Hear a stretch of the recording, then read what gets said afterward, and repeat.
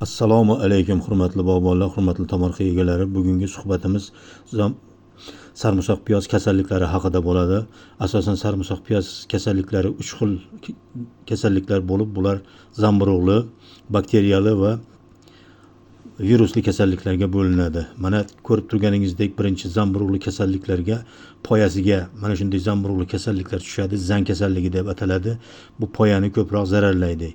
Keyingi zararli degan zamburug'li kasalliklarga oq chirish kasalligi bo'lib, mana bu ildiz qismlarini, yer osti qismlarini juda katta mana shunday ko'rinishdagi zararlar bilan zararlaydi. Keyingi zamburug'li kasalliklarga fuzarioz kasalligi bo'lib, bu fuzarioz kasalligi bariklarini ham mana shunday holatga keltirib, bujmaytirib, sarg'aytirib ko'p zarar beradi. Qolaversa, yer osti qismi, ya'ni piyoz boshlarga ham xuddi mana shu ko'rinishdagidek fuzarioz kasalligi, sarg'ish, qandaydir bir chirish alomatlari ko'ringan kasallik bo'lib hisoblanadi. Keyingi kasalligimiz mum g'uborli kasallik bo'lib, poyani asosan mana shunday ko'rinishda zararlaydigan kasalliklar hisoblanadi. Keyingisi kulrang chirish kasalligi ham xuddi shu ildiz qismini, ya'ni piyoz boshlarini mana shu holatda zararlashga olib keladi ekan.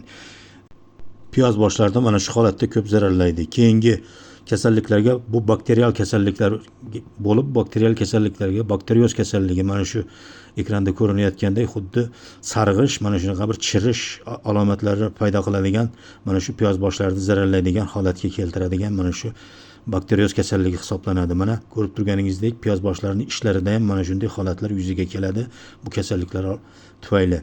Keyingi kasalliklarga virusli kasalliklar bo'lib, bu mozaika virus kasalligi bo'lib, asosan poyalarni mana shunday bujmaytirib, juda yomon holatga keltirilib, poyani asosan zararlaydi.